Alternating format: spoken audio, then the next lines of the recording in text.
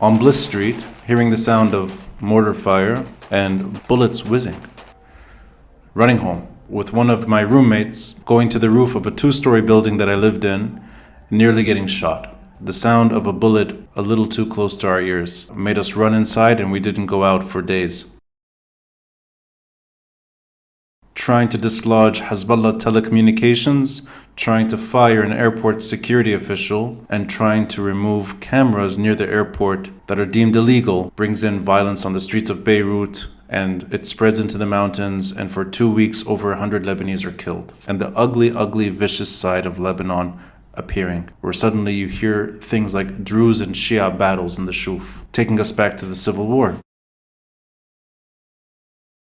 Hezbollah, that group deemed the Lebanese state's overreach in their ways, overreach meaning trying to curtail their infrastructure, as a direct threat of violence. The truth is, a Lebanese state cannot be reborn so long as there's a group like that feels threatened by the state doing its job.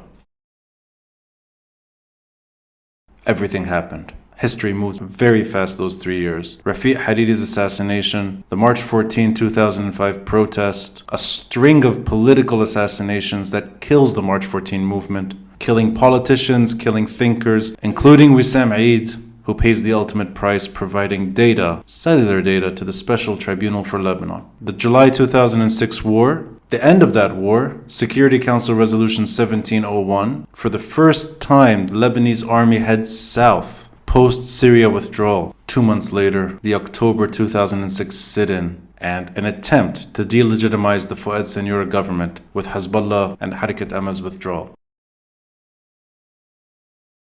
The airport security official, not fired. Telecoms, not touched. The third veto, guaranteed. And that third veto means any decision that's taken that infringes on Hezbollah or its military matrix, Hezbollah can kill it on the spot. It also guaranteed a consensus president would enter Ba'abda rather than the March 14 candidate. In 2009, it delegitimizes the government once more, hence Hariri's exit from power, or his first exit from power.